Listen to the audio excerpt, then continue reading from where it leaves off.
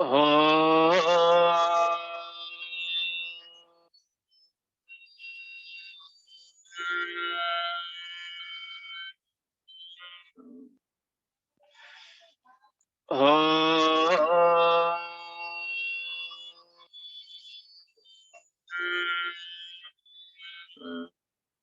ॐ भूर्भुवस्वः तत्सवितुर्वरेण्यं भर्गो देवस्य धीमहि धियो यो न प्रचोदयात्। तो ऐसे गायत्री मंत्र का उच्चारण करते हैं। अब इसके पश्चात हम आचमन करेंगे, जलपान करेंगे। ये जो पात्र मैंने बताया था, तो इसमें इस चम्मच से एक बार जल अपने हाथ में लेते हैं और मंत्र उच्चारण करने के पश्चात इसको हम पान करेंगे, क्योंकि जल जो है शुद्धि का हेतु है। जब शरीर अस्वस्थ पड़ जाता है, बीमार पड़ जाता है, गर्मी बढ़ जाती है, तो हम ठंडा जल लेते हैं। शरीर जब ठंडा पड़ जाता है तो गर्म जल लेते हैं। बाहर से जब मैला हो जाता है तो भी हम जल, तो सभी प्रकार से जल शुद्धि का औषध का काम करता है, इसीलिए हम जलपान करेंगे। ओम अमृतोपस्तरणमसे स्वाहा, ऐसे पी लेंगे। फिर से लेना है। ओम अमृता पिधानमसे स्वाहा, और अंतिम बार 3 बार करते हैं। ओम सत्यं यशः श्रीर्मयि श्रेयताम स्वाहा।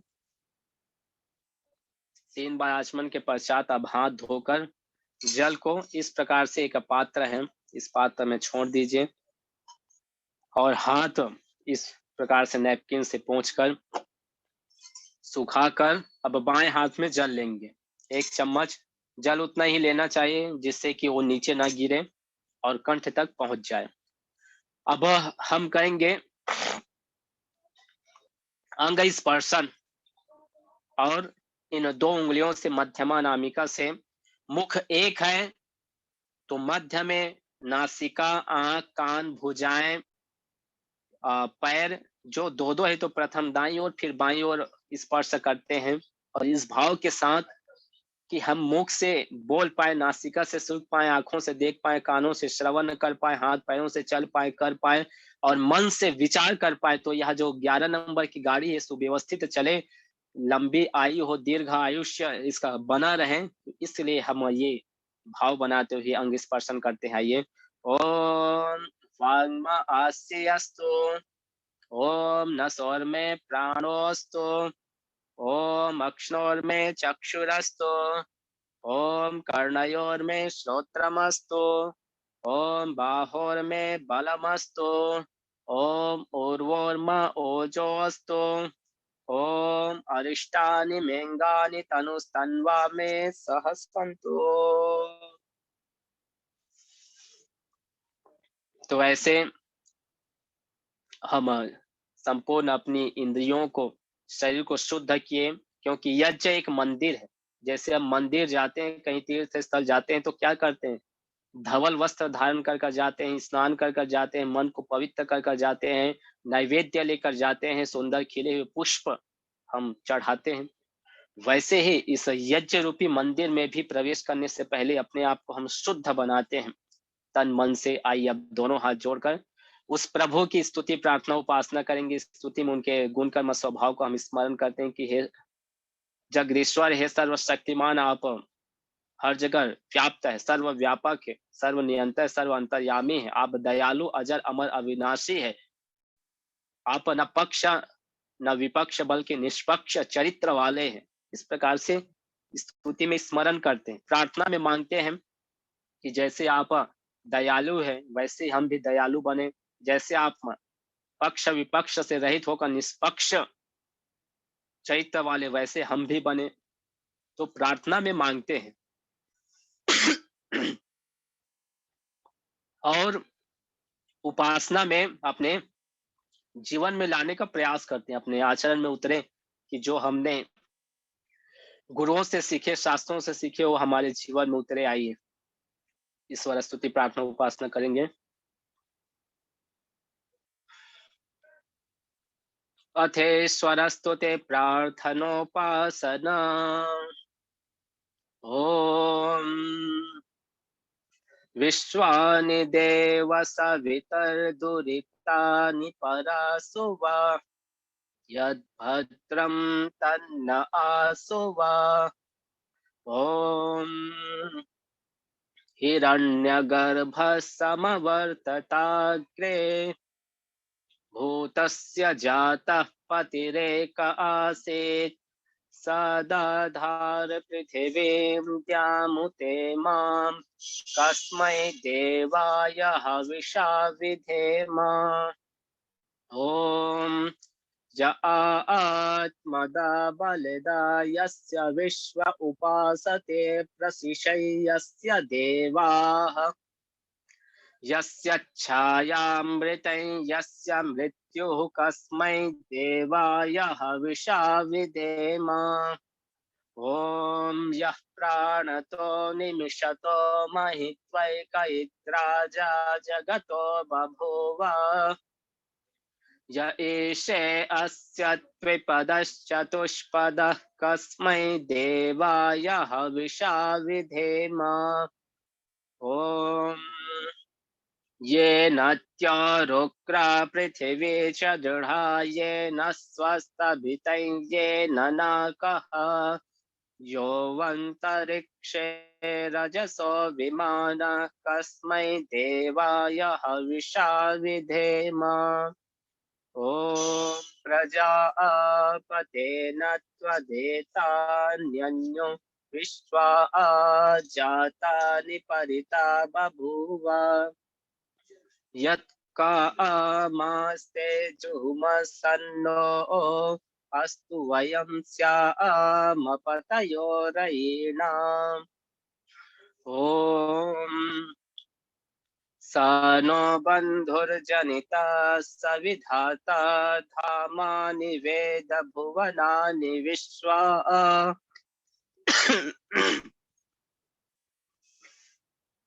यत्र देवा अमृतमानसानास्त्रिते यथा मन्नत्यैरयन्त। ॐ अग्नेन यसुपथा राये अस्मान् विश्वानि देव वयुनानि विद्वान् युयात्यस्मज्जुहुराणमेनो भूयिष्ठान्ते नम उक्तिं विधेम। इतीश्वरस्तु ते प्रार्थनोपासना। तो ऐसे स्तुति प्रार्थना उपासना हमको करनी चाहिए। जो प्रथम मंत्र मैंने बोला, ओम विश्वानि देव सवितर दुरितानि परासुवा यद भद्रम तन्नास हुआ, कहा कि समस्त जितने भी दुर्विचार है, दुर्भाव है, दुष्कर्म है, दुष्प्रवृत्तियां हैं, सभी प्रकार की जो गलत चेष्टाएं हैं, वे सभी शीघ्र दूर हो। और यद भद्रम तन्नास हुआ, जो भद्र है, जो हमको सुख पहुंचाने वाले अच्छे विचार है, अच्छे भाव है, अच्छे कर्म है, वो हमको आप तुरंत पहुंचाइए। इस प्रकार से इन 8 मंत्रों में ये अलग अलग भाव इसमें निहित है।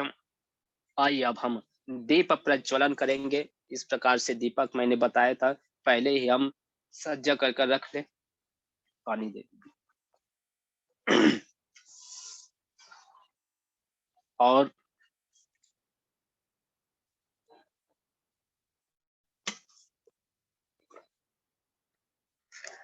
आइए अब गायत्री मंत्र के 3 जो व्याकृति है, भूवः, भूः, भुवः और स्वः। भूर्वै प्राणः, भुवर्वै अपानः, स्वर्वै व्यानः, कहा कि वह प्राण प्रदाता है, संकट त्राता और सुख दाता है, ऐसे ईश्वर है। उनको स्मरण करते हुए दीप प्रज्वलन करेंगे। इसमें आप थोड़े से ऐसे कपूर यदि लगा देते हैं तो ये तुरंत दीप प्रज्वलित हो जाता है। ओम भूर् भुवस्वः। और इसके पश्चात श्रुवा में 2 से 3 ऐसे कपूर ले लीजिए और लेकर इसमें भी कपूर को अग्नि स्थापित कर दीजिए। अब मंत्र के पश्चात हम यज्ञ वेदी के मध्य में छोड़ेंगे। ओम भूर्भुवस्वर्त्योरिव भौम्ना पृथिवीव वरेम्ना तस्यास्ते पृथिवी देव यजनि पृष्ठे अग्निमन्नादमन्ना ज्याया दधे। तो ऐसे रख कर अब छोटी छोटी जो लकड़ी हो, समीधा हो, और इस दीपक को ईशान कोण में रखना है। जहां आप देख रहे हैं मैं रखा, तो ऐसे ईशान कोण में दीपक को रख देते हैं। और छोटी छोटी जो लकड़ी हो, समीधा, उसको आप रख दीजिए, जिससे कि अग्नि पकड़कर ऊपर चढ़ पाए। आइए अब एक घी की आहुति हम देंगे अग्नि को और उद्बुद्ध करने के लिए, प्रदीप्त करने के लिए। ओम उद्बुद्ध्य स्वाग्ने प्रतिजागृहीत्वमिष्टा पूर्ते संसृजेथामयं च अस्मिन् सदस्ते अध्युत्तरस्मिन् विश्वे देवा यजमानश्च सीदत। घी की आहुति देने के पश्चात जो समीधा मैंने बताया कि कोई भी समीधा ऐसे 3 अपने पास रख लीजिए, चारों ओर से उसमें घी और सामग्री लिपटी हुई, और मंत्र बोलने के पश्चात अगले मंत्र से हम इस समीधों को समर्पित करेंगे। प्रत्येक मनुष्य, प्रत्येक जीव जो है 3 अवस्थाओं से गुजरते हैं। प्रथम है बाल्य, दूसरा है किशोर अवस्था, और तृतीय है वृद्ध अवस्था। तो तीनों अवस्थाओं में हमारे अंदर अग्नि की तरह हमेशा ऊर्जा बनी रहे, तेज बना रहे। जैसे समिधा हम अग्नि में समर्पित कर देते हैं, ये अग्निमय हो जाती है, वैसे हमारा जीवन भी अग्नि के समान हो। तो इसीलिए 3 समिधा 3 अवस्थाओं का प्रतीक। ओम अयंत आत्मा चात वेदस्तेनेत्यस्वर्धस्व चेद्धवर्धय चास्मान् प्रजया पशुभे ब्रह्म वर्चसे नान्नात्येन समेधय स्वाहा इदमग्नये जातवेदसे इदन्न मम। अब द्वितीय अवस्था का प्रतीक द्वितीय समिधा। ओम समिधाग्निं ध्रुवस्य तघृतैर्बोधयता तिथिम् अस्मिन् हव्या जुहोतना सुसमिद्धाय शोचिषे घृतं तीव्रं जुहोतना अग्नये जातवेदसे स्वाहा इदमग्नये जातवेदसे इदन्न मम। तृतीय समिधा। ओम तन्त्वा समिद्धिरङ्गिरो घृतेन वर्धयामसि बृहच्छोचायाविष्ठ्य स्वाहा इदमग्नयेऽङ्गिरसे इदन्न मम। 3 समिधा के पश्चात अब घी की आहुति देंगे 5 बार एक ही मंत्र को क्रमशः उच्चारण करते हुए। कहा होत्री सदनम हरितम हिरण्यम, की जो स्वयं अपने घर में हवन यजन करता है, वो प्रजाओं से, पशुओं से ब्रह्म वर्चस तेज उनका जो यश कीर्ति है, और अन्न उनके पास कभी भी कमी नहीं होती इन चारों चीजों की। इसीलिए हमको अपने घर में अग्निहोत्र करना चाहिए। आइए ओम अयंतयेत्म आत्मा जात वेदस्तेनेत्यस्वर्धस्व चेद्धवर्धय चास्मान् प्रजया पशुभे ब्रह्म वर्चसे नान्नात्येन समेधय स्वाहा इदमग्नये जातवेदसे इदन्न मम। ओम अयंत इत्म आत्मा जात वेदस्तेनेत्यस्वर्धस्व चेद्धवर्धय चास्मान् प्रजया पशुभे ब्रह्म वर्चसे नान्नात्येन समेधय स्वाहा इदमग्नये जातवेदसे इदन्न मम। ओम अयंत इत्म आत्मा जात वेदस्तेनेत्यस्वर्धस्व चेद्धवर्धय चास्मान् प्रजया पशुभे ब्रह्म वर्चसे नान्नात्येन समेधय स्वाहा इदमग्नये जातवेदसे इदन्न मम। ओम अयंत इत्म आत्मा जातवेदस्तेनेत्यस्वर्धस्व चेद्धवर्धय चास्मान् प्रजया पशुभे ब्रह्म वर्चसे नान्यत्येन समेधय स्वाहा इदमग्नये जातवेदसे इदन्न मम। ओम अयंतयेत्म आत्मा जातवेदस्तेनेत्यस्ववर्धस्व चेदवर्धय चास्मान् प्रजया पशुभे ब्रह्म वर्चसे नान्यत्येन समेधय स्वाहा इदमग्नये जातवेदसे इदन्न मम। तो ऐसे 5 बार ये हमने घी की आहुति दी, जिससे कि अग्नि अच्छी प्रकार से प्रदीप्त हो जाए, क्योंकि जब हम इसमें सामग्री की आहुति देंगे, सृष्टकृत की आहुति देंगे, तो ये अग्नि मन न पड़े, इसीलिए ये पंचकृत आहुति हमने दी। अब आइए अब जल सिंचन करेंगे। जो कलश है वो इधर से ले लेता हूँ मैं। तो दाएं हाथ में जल लेकर और प्रथम पूर्व दिशा में करेंगे। यजमान हमेशा जो है, जो यज्ञ करने वाले हैं, वो पूर्व अभिमुख होकर बैठता है पश्चिम दिशा में। तो पूर्व दिशा में अपने दाएं से बाईं ओर यज्ञ कुंड के जो सीढ़ी हो, इस प्रकार से या नीचे में धार बनाते हुए छोड़ना चाहिए। आइए। ओम आदित्येनुमन्यस्व। फिर उसके पश्चात पश्चिम दिशा में भी दाईं से बाईं ओर अपने ओम अनुमतेनुमन्यस्व। अब उत्तर दिशा में दाईं से बाईं ओम सरस्वत्यनुमन्यस्व। अब इसके पश्चात अगले मंत्र से जहां दीपक रखे वहां से लेकर यज्ञ के चारों, यज्ञ वेदी के चारों ओर जल सिंचन करते हैं, दोनों हाथ जोड़कर।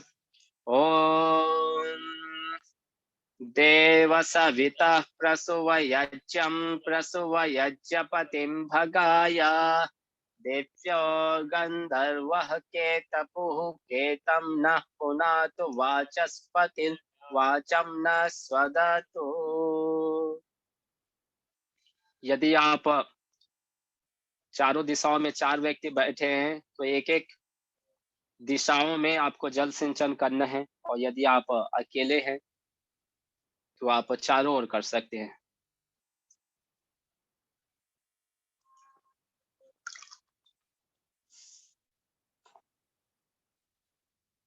जल सिंचन के पश्चात अब हम करते हैं आघार वाच्य भाग आहुति। 4 आहुति हम अग्नि में समर्पित करेंगे। प्रथम हम उत्तर दिशा में, ये जो मेरे बाईं ओर है ये उत्तर दिशा है, तो इसमें पश्चिम से पूर्व की ओर धार बनाते हुए छोड़ेंगे। फिर वैसे ही जलती हुई समिधा में द्वितीय आहुति दक्षिण दिशा में दाईं ओर पश्चिम से पूर्व की ओर छोड़ेंगे, और शेष 2 मध्य में धार बनाते हुए समर्पित करना है। आइए। और शुरुआ भी जैसे पेन पकड़ते वैसे पकड़ना है।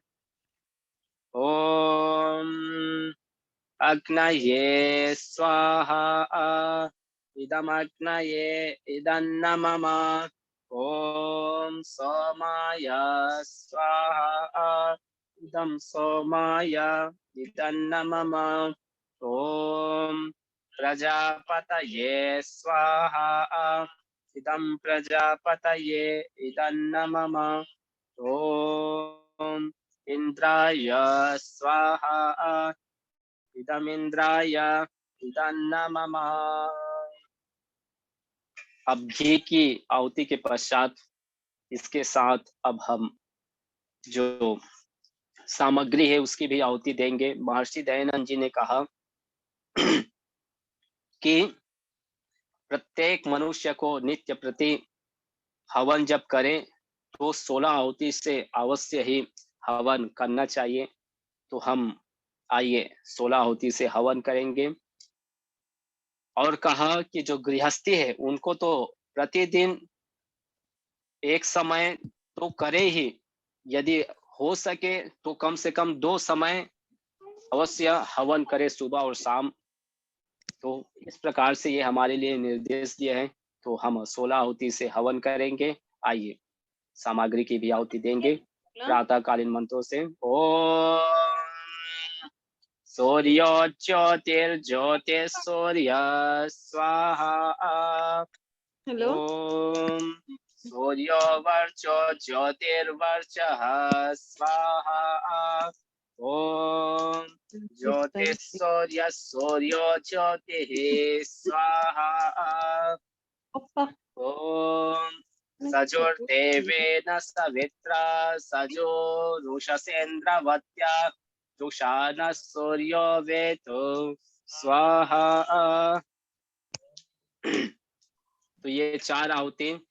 आइए अब शोधन काढले 4 आहुति हम उभयकालीन मंत्रों से करेंगे। उससे पहले 4 आहुति हम सायंकालीन से, तो वो भी हम सीखेंगे कि यदि प्रातः काल करना है तो प्रातःकालीन मंत्रों को मिलाकर 16 आहुति, सायंकालीन को करना है तो सायंकालीन के मंत्रों को मिलाकर, और यदि एक ही समय करते हैं तो पूरे सभी को मिलाकर हमको करना चाहिए। तो आइए करते हैं। ओम अग्निर्ज्योतिर्ज्योतिरग्निः स्वाहा। ओम अग्निर्वर्चो ज्योतिर्वर्चः स्वाहा। ओम मौन आहुति देते हैं। स्वाहा। ओम सजोर्देवेन सविता सजोरात्रेन्द्रवत्या जुषाणो अग्निर्वेतो स्वाहा। उभयकालीन मंत्रों से 4 आहुति। ओम भूरग्नये प्राणाय स्वाहा। इदमग्नये प्राणाय इदन्नमम। ओम भुवर्वायवे पानाय स्वाहा। इदं वायवे पानाय इदन्नमम। ओम स्वरादित्याय प्यानाय स्वाहा। इदमादित्याय प्यानाय इदन्नमम। ओम भूर्भुवस्वरग्निवायुवादित्येभ्यः प्राणापानव्यानेभ्यः स्वाहा। इदमग्निवायुवादित्येभ्यः प्राणापानव्यानेभ्यः इदन्नमम। ओम आपो ज्योतिरसोमृतं ब्रह्म भूर्भुवस्वरो स्वाहा। आइए अब अच्छी मेधा की कामना करते हुए, जिस मेधा की उपासना हमारे ऋषियों ने की, जिस मेधा से इस नाना प्रकार की खोजे की, जिस मेधा से वेद जैसे ज्ञान अवतरित हुआ, जिस मेधा से उपनिषद रामायण महाभारत जैसे दर्शन जैसे आयुर्वेद जैसे ग्रंथों की रचना हुई, वही मेधा हमको भी मिले, और वो भी शीघ्र कहा, अभी बिना विलंब किए, बिना एक क्षण गवाएं। तो उस मेधा की हमको भी उपासना करनी है। आइए आहुति समर्पित करेंगे। ओम यां मेधां देवगणः पितरश्चोपासते तया मामच्च मेधयाग्ने मेधाविनं कुरु स्वाहा। ओम विश्वानि देव सवितर्दुरितानि परासुवा यद्भद्रं तन्न आसुवा स्वाहा। ओम अग्नेनय सुपथा राये अस्मान् विश्वानि देव वयुनानि विद्वान् युयोच्यस्मज्जुहुरार्णमेनो भूयिष्ठान् ते नम उक्तिं विधेम स्वाहा। तो ये हमने प्रातःकालीन के 16 आहुति और सायंकालीन के 16 आहुति हमने पूर्ण किए। अब इसके पश्चात जिनको और विशेष आहुति देनी हो तो गायत्री महामंत्र है या महामृत्युंजय है, इससे वो और 21 आहुति, 51 आहुति, एक माला के बराबर 108 आहुति समर्पित कर अपने यज्ञ अनुष्ठान विशेष रूप से पूर्ण कर सकते हैं। और जिनको यहीं पर पूर्ण आहुति देनी है वो यहीं पर ही अपनी पूर्ण आहुति देकर यज्ञ को पूर्ण कर सकते हैं। तो हम 3-3 आहुति गायत्री महामृत्युंजय से देंगे। आइए। ओम भूर्भुवस्वः तत्सवितुर्वरेण्यं भर्गो देवस्य धीमहि धियो यो न प्रचोदयात् स्वाहा। ओम भूर्भुवस्वः तत्सवितुर्वरेण्यं भर्गो देवस्य धीमहि धियो यो न प्रचोदयात् स्वाहा।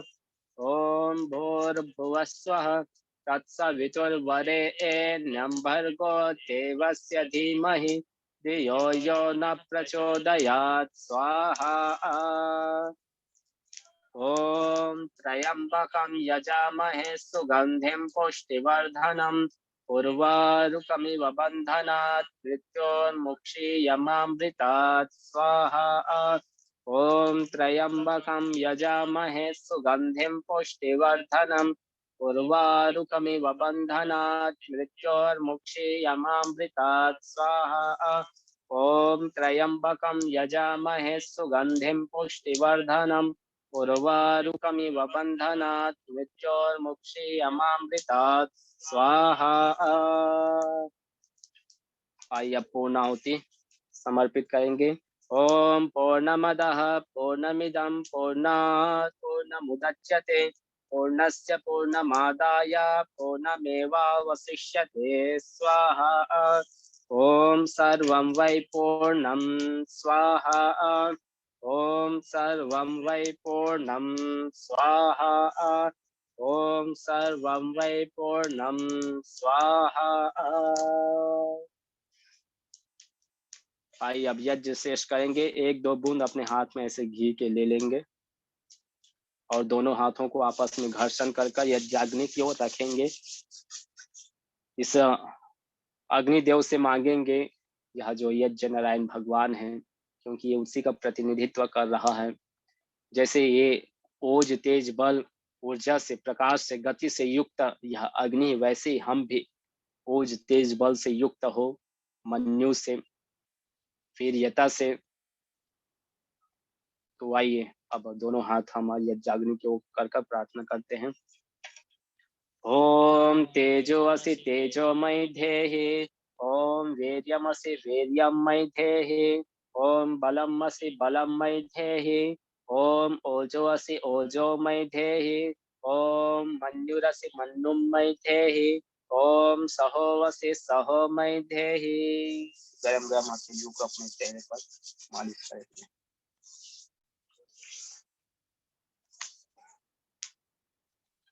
आइए सर्व मंगल कामना करेंगे। सर्वे भवन्तु सुखिनः सर्वे सन्तु निरामयाः सर्वे भद्राणि पश्यन्तु मा कश्चित् दुःखभाग् भवेत्। त्वमेव माता च पिता त्वमेव बन्धुश्च सखा त्वमेव विद्या द्रविणं त्वमेव सर्वं मम देव देव त्वमेव सर्वं मम देव देव। तो ऐसे सर्व मंगल प्रार्थना करना चाहिए। जिनको और विशेष रूप से तो अलग अलग भजन हैं, गीत हैं। मोबाइल दे अपना मोबाइल। तो इस प्रकार से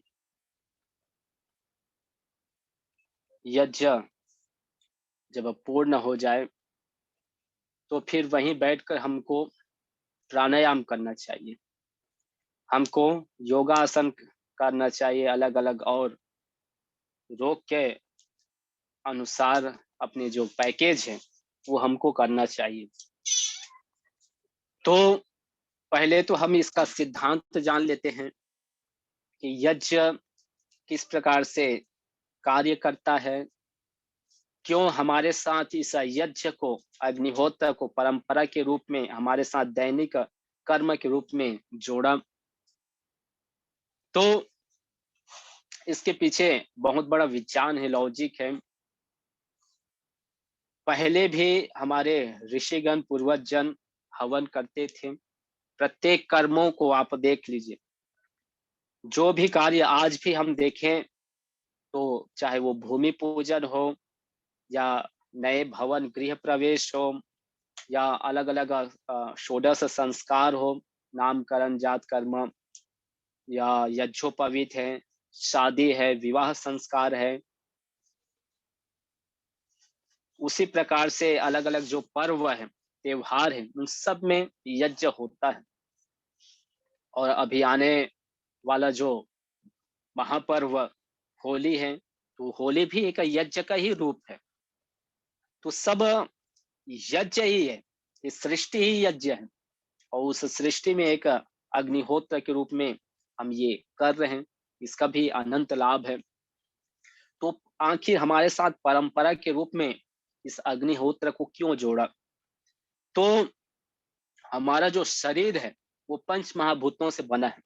पृथ्वी, जल, वायु, अग्नि और आकाश। बाहर भी सृष्टि पंच महाभूतों से बना है, उसी से हमारा शरीर बना है, यह जो पिंड है। और ये पंच महाभूतों का उपयोग प्रत्येक मनुष्य ले रहे हैं, चाहे वो किसी भी मत पंथ समुदाय से हो, कहीं पर भी दुनिया में, भारत में रहता हो या सीमा से बाहर कहीं पर भी रहते हो। और सिर्फ हम मनुष्य ही नहीं, इतर प्राणी भी इन पंच महाभूतों का उपयोग ले रहे हैं। और ये अभी ही सिर्फ नहीं, बल्कि जब से सृष्टि की उत्पत्ति हुई है, सृष्टि का प्राक हुआ है, तब से इन पंच महाभूतों का उपयोग प्रत्येक ले रहे हैं, और आज तक हम ले रहे हैं। और जब तक सृष्टि चलती रहेगी, तब तक ये प्रक्रिया चलती रहेगी।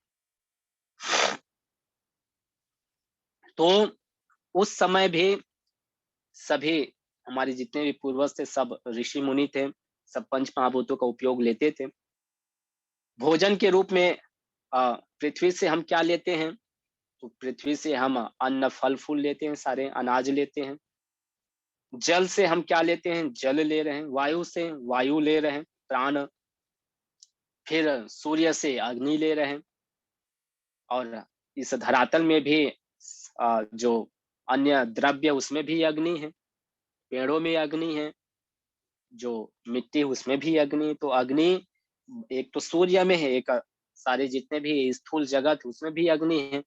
हवा में भी अग्नि है, जब आपस में टकराते हैं। पानी में भी अग्नि है, जब बादल आपस में टकराते हैं तो बिजली निकलती है उससे। तो अग्नि सर्वत्र है, तो उस अग्नि को भी हम ले रहे हैं। और जो खुला आकाश है, उसमें हम विचरण कर रहे हैं। एक स्थान से दूसरे स्थान हम गमन करते हैं। आज एक देश से दूसरे देश हम कैसे जा पा रहे हैं? यदि आकाश ही ना होता, तो हम कैसे जा पाते? तो पंच महाभूतों का उपयोग सारे मनुष्य पहले भी लेते थे, और आज भी ले रहे हैं, आगे भी लेते रहेंगे। तो ले रहे हैं हम। धरती माता से मैंने बताया ना कि हम अनाज ले रहे हैं, रोटी सब्जी ले रहे हैं। वो ले रहे हैं, तो हमारा जो शरीर है, जितना उसको चाहिए, उससे जितने भी मिनरल्स है, जितने भी उसमें प्रोटीन है, कार्बोहाइड्रेट है, स्टार्च है, जो भी उसमें सोर्स है हमारे शरीर को जो चाहिए, तो शरीर को जितना चाहिए वो क्या करता है? लेता है। उसके पश्चात शौच के रूप में हमारे शरीर से मल के रूप में बाहर हो जाता है। जल भी हम ले रहे हैं, वो जल भी हमारा शरीर क्या करता है? उसमें जितने भी अ, खनिज लवण है, उसको रखता है, बाकी फिर यूरिन के रूप में, पसीना के रूप में बाहर हो जाता है। वैसे ही हम हवा भी ले रहे हैं, वो भी हम क्या कर रहे हैं? श्वसन क्रिया के माध्यम से ले रहे हैं, छोड़ रहे हैं। हमारे शरीर से निकलता रहता है, बाहर होता रहता है, जितना शरीर को चाहिए रखता है बाहर, फिर अपान के रूप में बाहर होता है। वैसे ही तो ये जो क्रिया है, ये सभी मनुष्य कर रहे हैं। और जब कर रहे हैं, तो उससे क्या होता है? हम जो भोजन ले रहे हैं, वो तो ठीक है, लेकिन जब शरीर को जितना चाहिए उतने रखने के पश्चात जो बाहर वेस्ट के रूप में हमारे शरीर से बाहर होता है, उससे क्या होता है? सुगंध फैलता है कि दुर्गंध फैलता है? दुर्गंध फैलता है, सभी को पता है। भोजन ले रहे हैं, उससे दुर्गंध होता है, जो शरीर से वेस्ट के रूप में निकलता है। हवा ले रहे हैं, फिर छोड़ भी रहे हैं, उससे भी दुर्गंध होता है। पानी हम ले रहे हैं, फिर हमारे शरीर से पसीना के रूप में, मूत्र के रूप में बाहर हो रहे हैं, उससे भी वातावरण, जो पृथ्वी है, वो दूषित हो रही है। तो हम ले तो अच्छा रहे हैं, लेकिन छोड़ रहे हैं, तो उससे क्या हो रहा है? वातावरण दूषित हो रहे हैं और ये हर कोई कर रहे हैं। पहले भी करते थे, आज भी और आगे भी ये चलता रहेगा। इससे कोई नहीं बच सकता इस प्रदूषण से। और ये हमारे ऋषि मुनि भी जो हिमालय में तपस्या करने वाले वो भी करते थे, कर रहे हैं।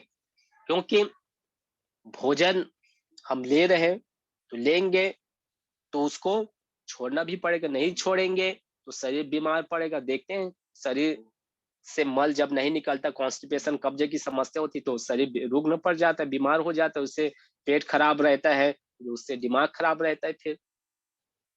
तो ये अपरिहार्य है, इसको करना ही है, लेना है तो छोड़ना पड़ेगा ही। और यदि हम ये सोचे कि भाई लेना ही नहीं है, तो फिर तब भी शरीर नहीं चल सकता। तो अपरिहार्य है, हमको लेना भी पड़ेगा और ले रहे तो छोड़ना भी पड़ेगा। तो अपरिहार्य स्थिति है और ये सब कर रहे हैं। ये घर में एक जो माता है, जो न किसी भी प्रकार से न गाड़ी चलाती है, न मोबाइल प्रयोग करती है, न कुछ और बड़े जिससे प्रदूषण हो, लेकिन ये भोजन तो ग्रहण करती है, पानी तो पीती है, हवा तो ले रही है और ले रही तो छोड़ रही तो प्रदूषण हो रहे हैं और ये हर कोई कर रहे हैं। किसी भी मत पंथ समुदाय से हो, किसी भी अपने इष्ट के रूप में किसी को भी मानता हो, कहीं पर भी रहता हो, हर कोई कर रहा है। इतने अंश में प्रदूषण और ये चलता रहेगा। और इसीलिए ऋषियों ने कहा कि भाई इसके सुधार के लिए कोई परमानेंट साधन नहीं है। आज भी जब हम देखते हैं चारों ओर पॉल्यूशन का वातावरण बना हुआ है अलग-अलग, तो उसको रोकने के लिए क्या करते हैं आर्टिफिशियल तरीके से हेलीकॉप्टर के माध्यम से जल छिड़कते हैं। वो कितने दिन तक रहता है? सप्ताह तक, 15 दिन तक, उसके पश्चात फिर वैसा ही हो जाता है। तो कोई परमानेंट साधन नहीं है इन पंच महाभूतों को शुद्ध करने के लिए, ना आने वाले समय में कोई ऐसा बना भी सकते हैं, संभव नहीं।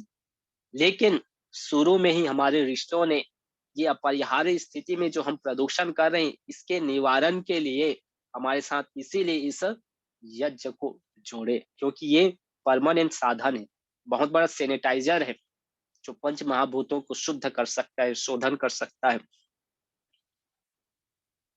इसीलिए हमारे साथ इसको परंपरा के रूप में जोड़े और तब से हम करते आ रहे हैं। लेकिन काल अवधि में बीच में कुछ ऐसे विकृति आ गए कि ये केवल एक जाति संप्रदाय में बढ़ गया कि ये ब्राह्मण का ही कार्य है हवन करना। ये सिर्फ एक पूजा पद्धति है, कर्म कांड है, ऐसा नहीं है। ये है इसके पीछे साइंस जो मैंने बताया कि भाई प्रत्येक मनुष्य प्रदूषण कर रहे हैं तो प्रत्येक मनुष्य का ही इसलिए दायित्व है कि वो उतने अंश में, और ये हम 24 घंटा कर रहे हैं, श्वास ले रहे हैं, छोड़ रहे हैं। तो जब छोड़ रहे हैं तो प्रदूषण हो रहा है और ये हम निरंतर कर रहे हैं 24 घंटा हम प्रदूषण फैला रहे हैं। तो कम से कम हम 24 घंटा में एक बार तो हवन करें इस वातावरण को शुद्ध करने के लिए। तो इसमें किसी का ऐसा नहीं है कि इस व्यक्ति का ही दायित्व है, ये सभी का इसीलिए अनिवार्य रूप से कर्तव्य बनता है कि हर व्यक्ति इतने अंश में शुद्ध बनाने के लिए हवन करे, वृक्षारोपण, पौधारोपण करें, जिससे कि वातावरण सृष्टि चक्र का बैलेंस रहे। तो ये है हमारी परंपरा और उसी परंपरा में हम देखते हैं अलग-अलग कैसे यज्ञ एक चिकित्सा के रूप में भी काम करती है, एक प्रकृति को बैलेंस, मदर नेचर को बैलेंस बनाने का काम करती है। ग्लोबल वार्मिंग की जो समस्या है, जो इस प्रकार से जो दिनों-दिन टेम्परेचर उग्र होते जा रहे हैं और अलग-अलग जो प्राकृतिक आपदाएँ आती हैं, उन सबको भी बैलेंस करने का काम यज्ञ करता है। इसीलिए आप सुनते हैं कि कहीं पर जहाँ बारिश नहीं होती है, जैसे गुजरात है, कच्छ है, कुछ महाराष्ट्र के इलाके हैं, कुछ राजस्थान है, जहाँ पर बारिश नहीं के बराबर होती है, साल भर में कहीं 2-3 इंच बारिश हो जाए। तो ऐसे इलाकों में बारिश कराने के लिए हवन किया जाता है और उससे होता है 3 दिन, सप्ताह भर का ये कार्यक्रम चलता है, 3 दिन में बारिश प्रारंभ हो जाती है।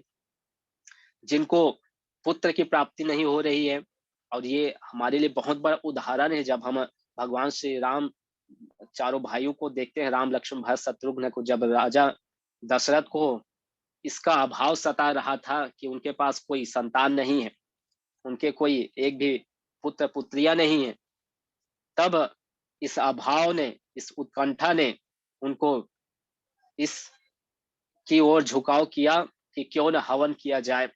और जब साल भर तक हवन किए ऋषि श्रृंगी के पुरोहित्य में, तो उनको 4 पुत्र श्रेष्ठ रत्नों की प्राप्ति हुई। तो यज्ञ से पुत्र रत्न की भी प्राप्ति होती है,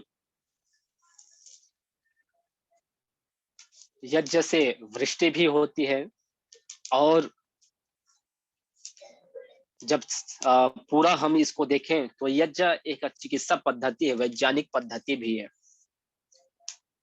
तो जब अग्नि शांत हो जाए, हवन करने के पश्चात जब मन पड़ जाए, तो उस अग्नि में जो आपके पास गुग्गल हो, सुगंधित द्रव्य हो, राल हो, या लौंग इलायची हो, या सामग्री बची हुई है, उसको ही डाल दीजिए, और ऐसे थोड़ा सा घी डाल दीजिए, और उसी में हम प्राणायाम करें, अनुलोम विलोम भस्त्रिका आसन, जो मैंने शुरू में ही बताया था।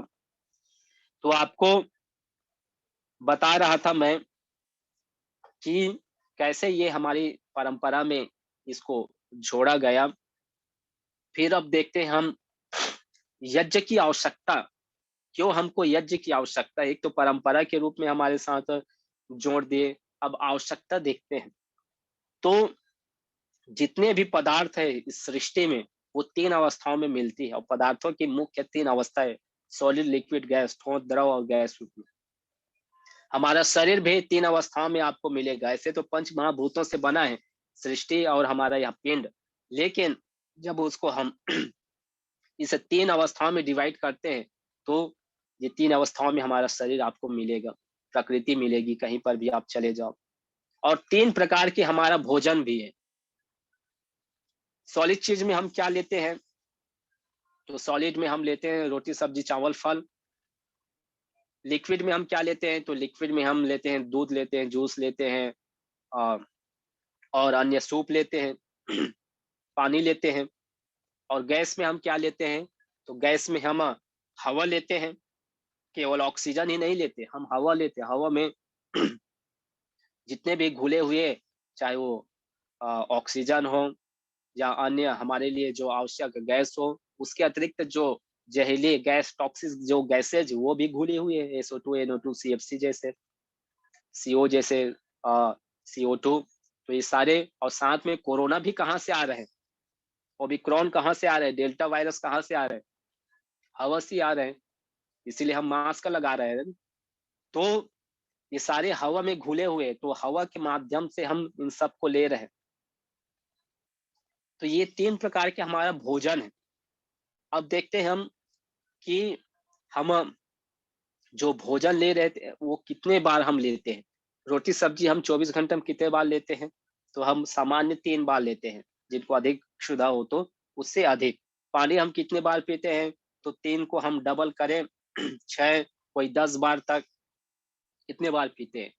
अब हम गैस को देखते हैं, हवा को देखते हैं, तो हम 24 घंटे में कितने बार लेते हैं, तो हम 24 बार लेते हैं।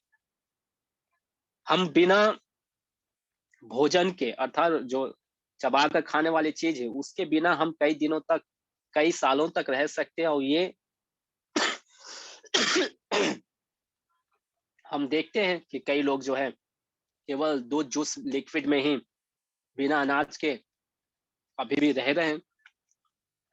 तो बिना ठोस चीज के भी हम कई दिनों तक रह सकते हैं, कई वर्षों तक रह सकते हैं। फिर बिना लिक्विड के भी हम कई घंटों तक, सामान्य 1-2 घंटा तक तो हम रह ही लेते हैं बिना पानी के। थोड़ा सा अभ्यास करें तो कई जो है व्रत में रखते हैं, 24 घंटा भी रह लेते हैं, 12 घंटा रह लेते हैं। अब हम गैस को देखें कि हम क्या इसके बिना रह सकते हैं, तो इसके बिना हम 1 से 2 मिनट ही रह सकते हैं, उससे अतिरिक्त नहीं रह सकते। तो सबसे अधिक आवश्यक, सबसे बड़ा आहार हमारा क्या है, तो वो है हवा है, वायु है।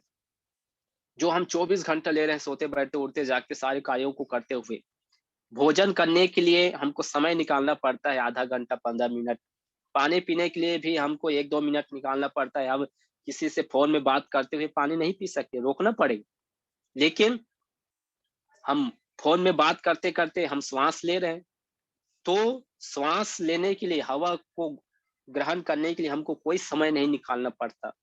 तो सबसे बड़ा आहार, सबसे अधिक आवश्यकता किसकी है? वो हवा की, वायु की। और वो वायु, वो हवा आज धीरे-धीरे क्या होती जा रही है? प्रदूषित होती जा रही है। वो हवा आज धीरे-धीरे प्राण देने वाली, प्राण हरने वाली बनती जा रही है और उसके लिए कोई हम प्रयास नहीं कर रहे हैं। चारों ओर देख रहे हैं, दिल्ली जैसे शहरों में जहाँ बड़ा महानगर है, जहाँ पर अत्यधिक जनसंख्या रहने वाले हैं, पावर प्लांट्स, फैक्ट्रियाँ हैं, ऊपर-नीचे चारों ओर टावर्स लगे हुए हैं। तो ऐसे जगह में रहने वाले लोगों की जो आयु है, वो दिनों-दिन घटती जा रही है। एक बीच में सर्वे आया था जिसमें बताए गए थे कि दिल्ली में रहने वाले लोगों की जो आयु है, वो करीबन 7 वर्ष तक कम हो चुकी है और ये इसलिए कि हम 24 घंटा ले रहे हैं। मैंने बताया ना सबसे बड़ा आहार हमारा हवा है, जो हम 24 घंटे ले रहे हैं। इस धराधाम में नन्हे से बालक आते ही 20 सिगरेट के बराबर धुआँ पीता है, दिल्ली जैसे शहरों में। और 20 सिगरेट के बराबर क्या, जब वो उसका माता के गर्भ में आते ही वहीं से चालू हो जाता है, माँ की श्वास के माध्यम से। तो वहीं से ही उसके अंदर विकृतियाँ, जहरीली गैसें पहुँचनी चालू हो गई और फिर जब इसमें आए और इसमें जब तक रहेंगे तो पूछो मत। तो ऐसी स्थिति में 7 से 8 वर्ष आयु दिल्ली में रहने वाले और जहाँ अत्यधिक प्रदूषित शहर वहाँ कम हो गई है। और अब तो धीरे-धीरे ये गाँव में भी पहुँच रही है, सारे जो जहरीली गैसें हैं अन्य, और क्योंकि हम विकास के नाम पर विनाश करते जा रहे हैं। हम विकास तो कर रहे हैं अंधाधुंध, लेकिन उसके उपाय में उसके जो दुष्प्रभाव क्या पड़ रहे हैं इस नेचर पर, उस पर कोई ध्यान नहीं दे रहे। और इस कारण से सबसे बड़ा आहार होने से पूरी दुनिया में सबसे अधिक जो मौत है, वो हवा से है। वो भी हवा जो दूषित हवा है। प्रदूषित हवा के कारण से पूरी दुनिया में सबसे अधिक मौत होती है। करीब 1 करोड़ लोगों की मृत्यु प्रति वर्ष डब्ल्यूएचओ के आंकड़े के अनुसार से हो जाती है। आज हमको लग रहा होगा और सबके मन में यही बैठा है, जब अभी कोरोना को सुने और उससे प्रतिदिन हजारों की संख्या में मृत्यु हो रही है। लेकिन जब आंकड़ा देखते हैं, तो ये भी 2 वर्ष में कोरोना से मौत कितनी है हुई है। तो यदि हम उसको देखें तो अ, 25 से 30 लाख की संख्या में पूरी दुनिया में मौत हुई है, वो भी 2 साल में। लेकिन हवा, जहरीली हवा से प्रति वर्ष 1 करोड़ लोगों की मृत्यु होती है और इसकी कहीं चर्चा नहीं होती। आप कहीं पर भी नहीं सुनते होंगे कि इतने भारी मात्रा में मृत्यु जहरीली हवा से होती है, जो सबसे बड़ा हमारा आहार है। तो इसको शुद्ध बनाने के लिए मैंने कहा, इसको रोकने के लिए कोई उपाय नहीं है, कोई परमानेंट साधन नहीं है। लेकिन हमारे ऋषियों ने पहले ही हमको ये परंपरा के रूप में यज्ञ हमको दे रखे हैं। बड़ा सबसे बड़ा सैनिटाइज़र के रूप में हमको ये यज्ञ दे रखा है। तो इस यज्ञ को यदि हम करते हैं, तो ये पंच महाभूतों को शुद्ध बनाने का, हवा को शुद्ध बनाने का सामर्थ्य इसके अंदर है। क्योंकि जब हम हवन करते हैं, अग्निहोत्र करते हैं, तो उससे 3 चीज़ें निकलती हैं। पहला है एनर्जी तैयार होती है। आप देख लीजिए, कहीं पर भी जहाँ पर आपको जहाँ मंदिर होता है, आप देखते हैं, जहाँ तीर्थ स्थल होता है, जहाँ जंगल होता है, तो वहाँ क्या होता है? एक सात्विक एनर्जी होती है, एक पॉजिटिव एनर्जी वहाँ पर कार्य कर रही होती है। तो जब हम हवन करते हैं, तो यहाँ पर भी क्योंकि हम मंत्र उच्चारण कर रहे हैं, हम सर्वे भवन्तु की कामना कर रहे हैं, सामग्रियाँ डाल रहे हैं, घी डाल रहे हैं, तो एक पॉजिटिविटी एनर्जी तैयार होती है। दूसरा है छोटे-छोटे पार्टिकल्स निकलते हैं जब हम हवन करते हैं, नैनो पार्टिकल्स, मॉलिक्यूल्स निकलते हैं जिसमें एथिलीन ऑक्साइड जैसे प्रोपिलीन ऑक्साइड, जो सीएफसी क्लोरोफ्लोरोकार्बन, जो ओजोन परत के सबसे बड़ा क्षरण का कारण है, वो सीएफसी है। तो उसको न्यूट्रलाइज करने का काम ये गैस करती है। फिर इसमें और ऑक्सीजन का लेवल तो है ही। फिर तीसरा है ये मैंने बताया पार्टिकल जिसमें एनायन, ऋणायन कण निकलते हैं। जैसे हम कहीं गाँव में जाते हैं, गाँव में क्या होता है, प्रदूषण कम होता है, बहुत ही, नहीं के बराबर होता है। सुंदर वातावरण होता है, जनसंख्या कम होती है। तो वहाँ जाने से जैसे हमारा स्वास्थ्य अच्छा बनता जाता है, कहीं नदी, तालाब, झील, झरने, समुद्र, जंगलों में जाते हैं, वहाँ स्वास्थ्य हमारा बनता है, बिगड़ता नहीं है। क्यों? क्योंकि वहाँ पर ये जो एनायन है, जो ऋण आयन जो कण है, इसकी मात्रा अत्यधिक पाई जाती है। इस कारण से वहाँ जाते ही हमारे ब्लड में जो सीरोटिन है, वो कम हो जाता है, और जब कम होता है तो हम स्वस्थ होते जाते हैं। इसके विपरीत जब हम किसी प्रदूषित जगह में जाते हैं, जहाँ अत्यधिक जनसंख्या है, अत्यधिक पावर प्लांट्स है, फैक्ट्रियाँ हैं, कल कारखाने हैं, जहाँ टावर्स लगे हुए हैं, तो ऐसे जगह में जो कैटायन है, जो धन आयन कण है, वो अत्यधिक मात्रा में पाए जाते हैं, और उससे हमारे ब्लड सीरोटिन की मात्रा बढ़ जाती है और हम जाते ही बीमार पड़ने लग जाते हैं, रोगी होते जाते हैं। तो जब हम हवन करते हैं, तो जैसे जंगलों में जाने से जो लाभ मिलता है, नदी, तालाब, झील, झरनों, समुद्रों में घूमने से जैसे लाभ मिलता है, वही लाभ हमको हवन करने से मिलता है, यजन करने से हमको मिलता है। तो आप अपने घर बैठे आप जंगल का, नदी, तालाब, झील, झरना, समुद्रों का आप आनंद ले सकते हैं। क्यों? क्योंकि इससे भी एनायन निकलता है, ऋणायन कण निकलता है, और वो हमारे स्वास्थ्य को बनाए रखता है। तो एक सुरक्षा कवच, एक सैनिटाइजर का काम करता है। और बाकी तो है ही, जो इससे अभी हमने एक पेपर रिसर्च किए और उसको पब्लिश्ड भी कराए, जो बहुत ही एक अच्छे इम्पैक्ट फैक्टर में गया, 3 इम्पैक्ट फैक्टर में गया, अर्थात अच्छी क्वालिटी रही, जो कि journal of medicine based, evidence based, इस जर्नल में ये प्रकाशित हुए।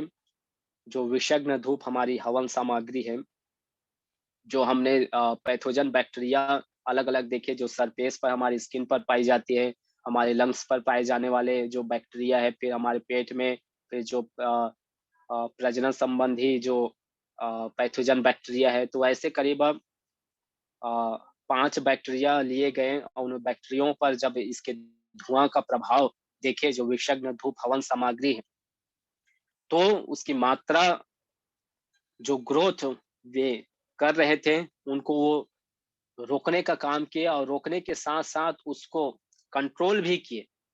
उसको वहाँ से करीब 80% तक उनकी जो क्वांटिटी है, उसको रोकने का काम किए।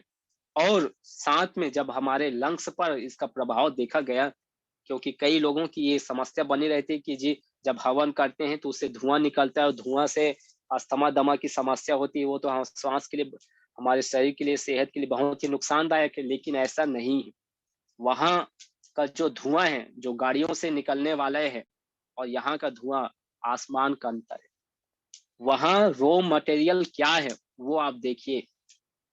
वहाँ पेट्रोल है, वहाँ डीज़ल है, और वो कोयलाओं से तैयार कर रहे हैं और अलग-अलग गैसों से उसको निकाल रहे हैं। लेकिन इसमें हम क्या डालते हैं? इसमें हम डालते हैं हवन सामग्री, सुगंधित द्रव्य डालते हैं, इसमें हम डालते हैं घी डालते हैं, इसमें और हम ऐसे मिष्ट पदार्थ डालते हैं। तो सब श्रेष्ठ गुणों से युक्त, औषधि गुणों से युक्त, बहुत ही कम कार्बन से युक्त, बहुत ही औषधि गुणों से युक्त हम पदार्थ इसमें डालते हैं। इसीलिए ये विशेष रूप से लाभदायक है। इसीलिए ये विशेष रूप से चिकित्सा का काम ये धुआं करता है, ये हवन करता है, ये यज्ञ करता है। तो जब हम बैठकर यजन करते हैं, हवन करते हैं, तो ये जो गैसें हैं, एथिलीन ऑक्साइड, प्रोपिलीन ऑक्साइड, ये तो वातावरण को शुद्ध करता है। इससे जो ऑक्सीजन निकलता है, हमने रिसर्च में पाया कि 1 ग्राम जो घी है, इस 1 ग्राम घी को जब हम अग्नि में डालते हैं, तो ये अग्नि इस 1 ग्राम घी को 1864 एमएल एमएल गैस में कन्वर्ट कर देती है। ऐसा कोई सामर्थ्य नहीं होगा किसी के अंदर कि 1 ग्राम घी को इतने 1864 एमएल गैस में कन्वर्ट कर दे। तो 1 ग्राम घी जब इतने 1864 एमएल गैस को धारण कर रहा है, तो फिर हम जो 50 ग्राम डाल रहे हैं, 100 ग्राम डाल रहे हैं, उसका आप देख लीजिए सामर्थ्य। और इसीलिए इसका जो प्रभाव सूक्ष्म हम छोटा सा यदि हवन करते हैं, तो उसका जो रेंज होता है वो सामान्य 4 किलोमीटर तक होता है, जो घर में हम लघु हवन करते हैं, नैनो यज्ञ।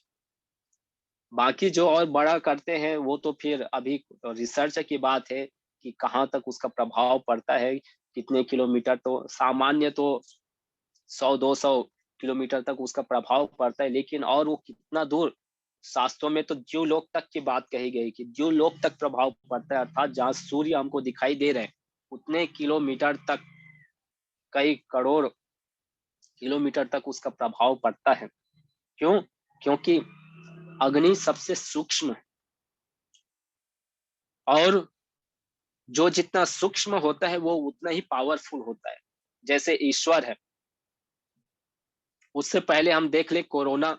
कोरोना को हम आंखों से देख सकते हैं क्या? नहीं देख सकते।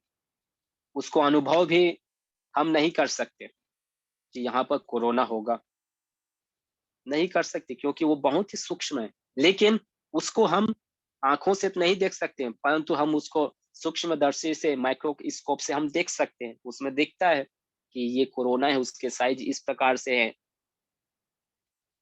लेकिन उस माइक्रोस्कोप में उस ईश्वर को देखने पर भी वो दिखाई नहीं देता। क्यों? क्योंकि वो उससे भी और सूक्ष्म है, और जो जितना सूक्ष्म होता है उतना ही क्या होता है, अधिक पावरफुल होता है। ईश्वर सबसे सूक्ष्म है, और सूक्ष्म होने से इस सृष्टि को वो बनाया है, इसके निर्माता है। वैसे ही आकाश है, आकाश को आप देख लीजिए, आप उसको देख नहीं सकते। आकाश को आप पकड़ भी नहीं सकते, उसके कलर भी नहीं बता सकते, क्योंकि वो, उसका कोई रूप नहीं है, रूप से परे है, स्पर्श से परे है। तो क्या कर सकते हैं? अनुभव कर सकते हैं। आकाश मतलब खुला जगह, और इसीलिए आकाश सूक्ष्म होने से क्या, ये भी विराट है। आप देख लीजिए, अभी तक कोई ऐसे साइंटिस्ट नहीं हुए हैं जो आकाश के ओर छोर बता दे कि कितना लंबा आकाश है, कितना बड़ा है, सामर्थ्य से बाहर है। तो वैसे ही जो हवा है ये भी सूक्ष्म है। हवा को भी हम आंखों से देख नहीं सकते। उसको हम क्या करते हैं, अनुभव करते हैं। जब स्पर्श होता है तो ठंडी हवा, गर्म हवा, नासिका से हम उसको पता करते हैं कि यहाँ पर हवा है कि नहीं है। जब दम घुटने लगता है तो हमको पता चलता है कि यहाँ हवा, ऑक्सीजन का लेवल बहुत ही डाउन है। तो ये सूक्ष्म है, और ये भी सूक्ष्म होने से क्या है, ये भी पावरफुल है। इसीलिए किसी भी चीज को, किसी भी दवाई को यदि हमारे शरीर में सबसे अधिक फास्ट पहुंचाना है, यदि कोई इस प्रकार से पूछे क्या माध्यम है कि किसी भी दवाई को यदि हमारे शरीर में तुरंत असर दिखाना है, सबसे अधिक फास्ट है उसको पहुंचाना है, तो कौन सा ऐसा सिस्टम? तो वो है अग्नि यज्ञ। अग्निहोत्र यज्ञ के अंदर वो सामर्थ्य है, वो सामर्थ्य है कि ये इसको सूक्ष्म कर देता है। अग्नि हवा के रूप में ला देता है। और मैंने बताया ना 3 प्रकार के आहार, ठोस, द्रव, गैस। हम दवाई जो लेते हैं, आप सभी लेते हो, जिसमें सॉलिड रूप में हम क्या लेते हैं, उसमें हम वटी लेते हैं, उसमें हम और टेबलेट लेते हैं। तो उसका पाचन में कितना समय लग जाता है, उसको पचाने में हमारा शरीर कम से कम 20 से आधा घंटा लेता है। उसी चीज को अर्थात जैसे गिलोय है, गिलोय को वटी बना दिए एक्सट्रैक्ट निकाल कर। उसको जब हम वटी के रूप में लेते हैं, सॉलिड रूप में लेते हैं, तो हमारा शरीर उसको सूक्ष्म बनाता है, तोड़ता है उसको, फिर शरीर में पहुंचाता है एक-एक ऑर्गन्स में। तो उसको तोड़ने के लिए, पचाने के लिए, शरीर में पहुंचाने के लिए कम से कम 20 से आधा घंटा लग जाता है। उसी गिलोय को यदि काढ़ा बनाकर हमको दिया जाता है, तो वो क्या है, उसका जो बॉन्ड है वो अब दूर-दूर है। तो दूर-दूर होने से क्या होता है, वो लिक्विड फॉर्म में आ गया। लिक्विड होने से हमारे शरीर में तुरंत वो पाचन चालू हो जाता है। तो जो 20 मिनट लग रहा था, वो हमारे शरीर में 10 से 15 मिनट में ही चालू हो जाता है असर देना। उसी गिलोय को जब हम हवन में डालकर गैस फॉर्म में लाते हैं, तो वो अब क्या हो गया, और सूक्ष्म हो गया। ठोस से लिक्विड, लिक्विड से वो गैस फॉर्म में आकर और सूक्ष्म हो गया। तो और अधिक सूक्ष्म होने से क्या होता है वो, क्योंकि शरीर का जो काम है वो किसी भी चीज को सूक्ष्म करना है। आप रोटी सब्जी लेते हैं, दूध लेते हैं, जो भी लिक्विड चीज उसको शरीर क्या करता है, पहले सूक्ष्म करता है, फिर एक-एक ऑर्गन्स में पहुंचाता है। तो उस चीज को हमने क्या कर लिया, पहले ही अग्नि में डालकर हमने सूक्ष्म कर दिए। और सूक्ष्म करते हैं तो वो अब पेट का कोई काम नहीं रह गया कि वो उसको सूक्ष्म करे। तो हमने पेट को काम नहीं दिए, अब हमने सारे शरीर को काम दे दिए। तो सूक्ष्म होने से ये क्या हुआ, हमारे इनहेल किए लंग्स के माध्यम से, फिर हमारे जो ब्लड है, ब्लड से होते हुए शरीर के एक-एक सेल्स तक पहुँचकर तुरंत पहुँच जाता है। चंद सेकंडों में आप देख लीजिए, श्वास ले रहे, छोड़ रहे, ये कितने सेकंड लग रहे हैं इसमें? 1-1 सेकंड लग रहे हैं, ले रहे हैं, छोड़ रहे हैं। तो ये तुरंत हमारे शरीर के एक-एक सेल्स में जाकर किसी भी प्रकार की ब्लॉकेज, किसी प्रकार के डिस्टर्ब, इन बैलेंस हार्मोन्स है, कहीं पर भी कोई भी डिसऑर्डर है, कोई भी डिज़ीज़ है, रोग है, बीमारियाँ हैं, कष्ट, बाधाएँ हैं, उनको धीरे-धीरे ब्लॉकेज को ये हटाने का काम करता है। इतना सामर्थ्य है। इसीलिए इन सारे सिद्धांतों को, इन रिसर्चों को देखते हुए पतंजलि योगपीठ में श्रद्धेय स्वामी जी, श्रद्धेय आचार्य जी के निर्देशन में ये पहली बार हुआ कि रोग अनुसार सामग्रियाँ बनाई गई। क्यों? क्योंकि आयुर्वेदेषु यत् प्रोक्तम् यस्य रोगस्य भेषजम् तस्य रोगस्य शान्त्यर्थं तेन तेनैव होमयेत् कहा। कि जिन औषधियों को, जिन रोगों के शमन के लिए हम खाते हैं, प्रयोग करते हैं, जैसे हल्दी है या मैंने बताया गिलोय है। हल्दी को हम किस लिए उपयोग करते हैं? मसाले के रूप में, क्योंकि वो स्किन के लिए ज़बरदस्त है, इसीलिए आप शादी में देखे होंगे, शादी जब होती है और पहले जो गाँव में भी आज भी, तो तेल हल्दी चढ़ाते हैं, शरीर में लगाते हैं। क्यों? उससे स्किन में किसी भी प्रकार की समस्या है वो दूर हो जाती है, निकल जाती है। और उसको भी जब हल्दी को हम तिल-तेल के साथ पीस कर लगाते हैं, कच्ची हल्दी को, तो उससे और निखार आ जाती है, स्किन में तेज आ जाता है। उसको जब हम खाते हैं, तो उससे हमारा ब्लड शुद्ध होता है, उससे कफ, कोल्ड, सर्दी-जुकाम नहीं लगता है, वो हृदय के लिए अच्छा है। साथ में जिनको कैंसर की समस्या है या कैंसर भी नहीं, उसका जो सिम्पटम हो, सिस्ट के रूप में ट्यूमर हो, गाँठ हो, तो उसमें करक्यूमिन पाया जाता है, इसलिए करक्यूमिन गोल्ड बना दिया एक्सट्रैक्ट निकाल कर। तो ये इस प्रकार से हमारे शरीर में काम करता है। तो उसी को क्या कर दिए, जो हम सॉलिड चीज़ में ले रहे थे या लिक्विड फॉर्म में ले रहे थे, उसी को हमको हवन करना है। जैसे मैंने बताया हल्दी के बारे में, करक्यूमिन के बारे में बताया कि उसको आप जो खा रहे हो, उसी को आप हवन करो और वहीं बैठ कर प्राणायाम करो, तो उसका लाभ वैसा ही मिलता है जैसे खाने से मिलता है, पीने से मिलता है, वो भी मल्टीपल होकर। क्योंकि मैंने बताया ना, 1 ग्राम घी यदि हम डालते हैं, उसको अग्नि 1864 एमएल गैस में कन्वर्ट कर देती है। ये किसी का सामर्थ्य नहीं है कि ऐसे कर पाए। 1 ग्राम घी को यदि हम स्वयं खाते या बाँटते, तो एक-एक व्यक्ति, कम से कम 1 व्यक्ति नहीं तो 5 व्यक्ति को ही दे पाते। लेकिन उसको जब हमने हवन किए, अग्नि में डाले, तो वो अब 4 किलोमीटर के रेंज में जितने भी मनुष्य है, जितने भी प्राणी हैं, जितने भी पेड़-पौधे जो भी है, सबको हम औषधि वायु दे रहे हैं, इतना सामर्थ्य। इसीलिए कहा कि ये पुण्यों की फैक्ट्री है, कि एक व्यक्ति यदि पुण्यों की कृषि ही है, एक व्यक्ति यदि हवन करता है, तो उसका लाभ स्वयं को नहीं, अन्य चीज में तो आप खाओगे पियोगे तो उसका लाभ किनको होगा? स्वयं को होगा। लेकिन ये ऐसा कर्म है जो एक व्यक्ति करता है तो उसका लाभ सबको होता है। इसीलिए कहा यज्ञो वही श्रेष्ठतम कर्म, ये सबसे श्रेष्ठतम कर्म है। ये कर्म किस लिए कहा? क्योंकि इससे पूरे सृष्टि मदर नेचर बैलेंस हो जाती है। तो ऐसे हमारी परंपरा है कि इस यज्ञ के रूप में ये चिकित्सा पद्धति हमारे साथ जोड़ी हुई है, और इन्हीं सारे सिद्धांतों को देखते हुए फिर ये सारे अलग-अलग रोगानुसार सामग्रियाँ बनाई गई हैं, जिसमें मैं सामान्य परिचय कराऊँगा। ये मधुइष्टि, मधुइष्टि अब दूर से तो इसमें दिखाई नहीं दे रहा होगा, लेकिन आप सुनकर और अपने जो वेबसाइट है यज्ञ.दिव्ययोगा.com या अपने स्वामी यज्ञदेव जी के यूट्यूब चैनल है स्वामी यज्ञदेव कर, तो उसमें सबके बारे में एक-एक आपको नॉलेज मिलेगा कि किस प्रकार से हवन करने से उसका लाभ मिलता है, कैसे साइंटिफिक काम करता है, क्या है। तो ये मधुइष्टि जिनको जेनेटिक शुगर हो जाती है, डायबिटीज या फिर हमारे खान-पान आदत व्यवहार गलत के कारण से हो जाती है, तो उसके लिए मधुइष्टि, मधु डायबिटीज को दूर करने के लिए हवन सामग्री है।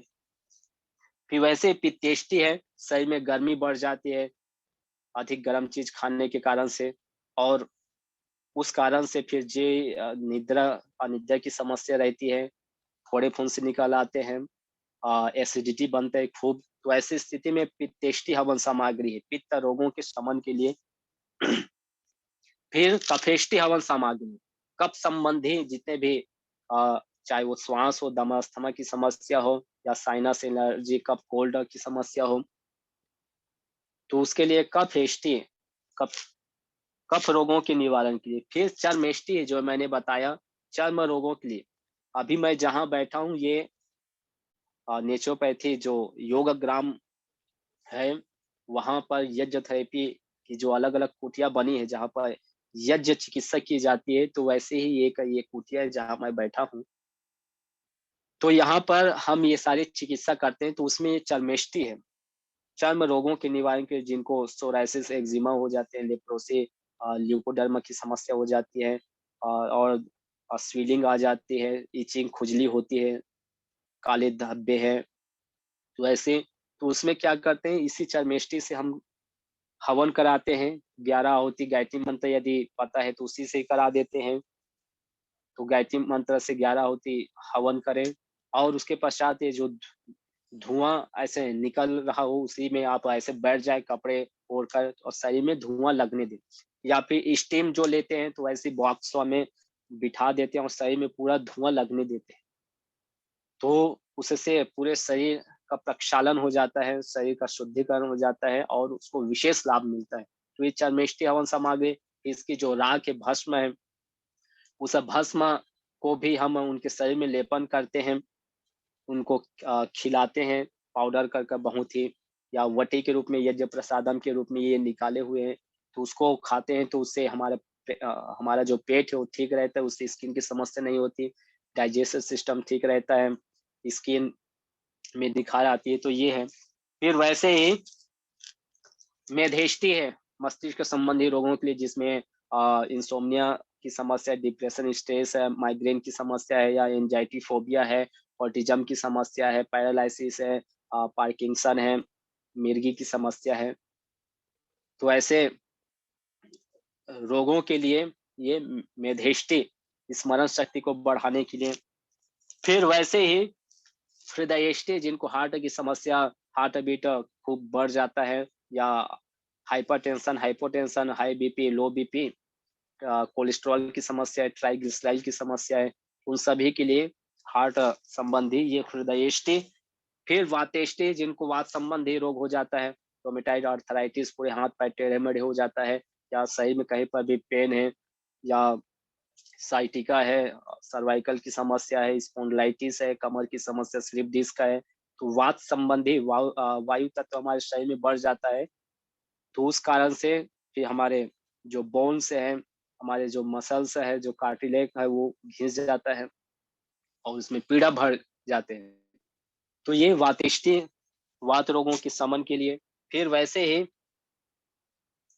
ये प्राणेष्टि हवन सामग्री, जिनको ऑटो इम्यून डिजीज की समस्या रहती है या प्राण शक्ति क्षीण हो गई है, इम्यूनिटी सिस्टम डाउन पड़ गए हैं, तो ऐसे, या फिर जिनको एसएलई एमएस की समस्या है, एमएनडी है, न्यूरो समस्या है, तो उन सबके लिए प्राणेष्टि हवन सामग्री, इससे हवन और उसी में धुनी लेकर बैठकर प्राणायाम योगाभ्यास करें। फिर समततिष्ठि है, जिन पुरुष वर्गों में या माताओं में जो प्रजनन संबंधी समस्या है उसके लिए, या जिनको इस प्रकार से मूत्र रोग है या संतति की प्राप्ति नहीं हो पाती, बंध्यत्व की समस्या है, तो ऐसी स्थिति में ये संततिष्ठि हवन सामग्री है।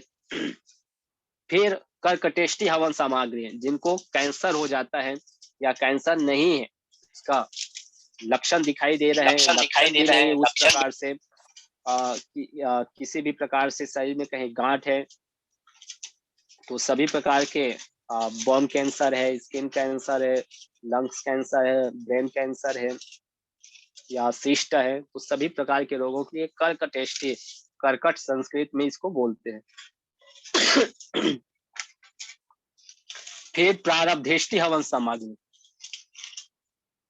प्रारब्ध रोगों के शमन के लिए कई बार ऐसी स्थिति हो जाती है कि सीटी स्कैन कराने के बाद भी, एमआरआई कराने के बाद भी, एक्सरे निकालने के बाद भी समस्या तो बनी है, लेकिन उसका कोई लक्षण नहीं दिखा रहे हैं, उसके कारण का कोई पता नहीं चल पा रहा है।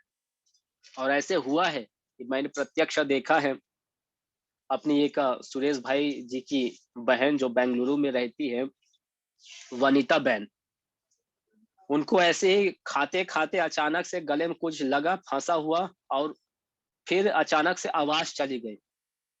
जब बेंगलुरु के बड़े बड़े हॉस्पिटल में चेक कराए गए, एमआरआई उनके निकाले गए, सारे जो है उसका ब्लड टेस्ट किए, तो सब नॉर्मल पूरा शरीर, फिर भी वो समस्या, आवाज चली गई अचानक से।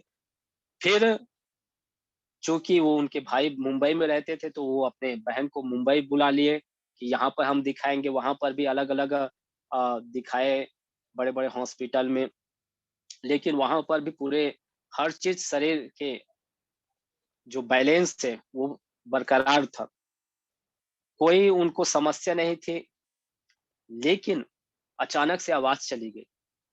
तो ऐसी स्थिति में जब कोई कारण ही नहीं मिला और समस्या है, तो ये लोग घर में हवन करते थे मुंबई में। तो सुने तो थे कि भाई शास्त्रों में इस प्रकार से वातावरण शुद्ध होता है, वहां बैठने से मन प्रसन्न होता है, समस्या दूर होती, लेकिन कभी प्रत्यक्ष नहीं किए थे। तो क्यों ना, अब अंतिम उपाय यही है, दिख रहे हैं, सारे तो देख लिए, कोई कारण ही पता नहीं चल रहा है, फिर भी हवन कर कर देखे, और जैसे ही उनको हवन में बिठाए, तो आपको विश्वास नहीं होगा, 1 सप्ताह के अंदर धीरे धीरे उनके वाणी खुलने लगी, ओम का उच्चारण, मंत्रों का उच्चारण, और धीरे धीरे वो बोलने लग गई। और उसके बाद फिर हॉस्पिटल में दिखाया गया, चेक कराया गया, ब्लड टेस्ट कराए, सारे एमआरआई निकाले, कोई कुछ नहीं आया।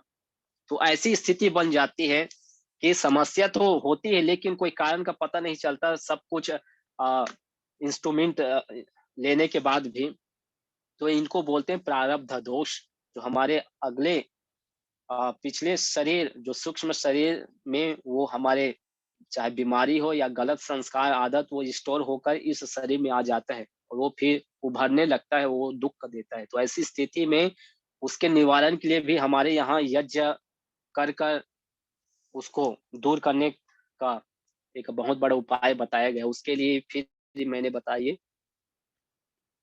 प्रारब्धेष्टि। फिर वैसे गूगल, गूगल के बारे में आप लोगों ने सुना होगा। इसके लिए एक अथर्ववेद का मंत्र आता है कि न तम यक्ष्मारुंधते नैनम सपथो अश्नुते यम भेष जस्य गुलगुलो हो सुरभिर गंधो अश्नुते कहा।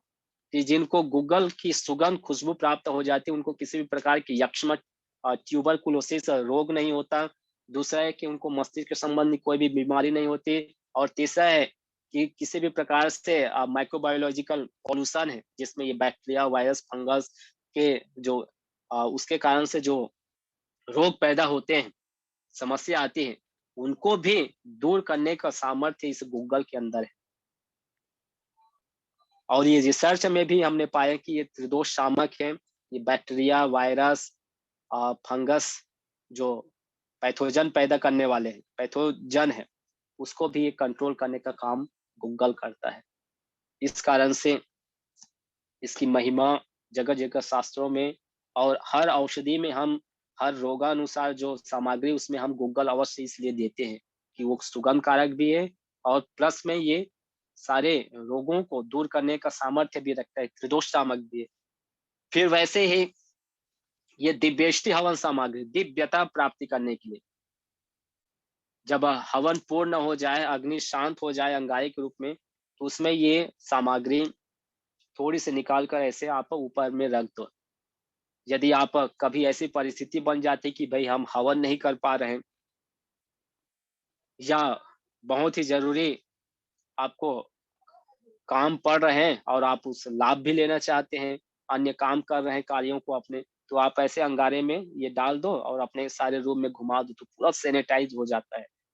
और जिनके घर में ये मैंने बताया हवन होता है, वो घर स्वर्ग बन जाता है। नित्य यज्ञाग्नि का आधान जहाँ धरती का है स्वर्ग वहाँ कहा। भवन बन रहे हैं, पतन हो रहा है, वो धरा वो जमी पावन है जहाँ हवन हो रहा है। तो ऐसा घर स्वर्ग बन जाता है, देवालय शिवालय बन जाता है। तो ये मैंने सामान्य आपको जानकारी कराई। फिर वैसे गोमय समिधा, ये गोबर की समिधा जो ये आगे ये भी आप सारे जो स्टोर है उसमें उपलब्ध करा रहे हैं क्योंकि इतने अभी गोबर नहीं हो पा रहे हैं इसलिए ये रुके हुए हैं। फिर ये पुस्तक है जिसमें सारे जितने भी सामग्री के बारे में है जो भी रिसर्च पतंजलि के माध्यम से या अलग-अलग और कहीं इधर-उधर किए हैं तो उन सारे को समेटते हुए फिर हवन कैसे करना चाहिए।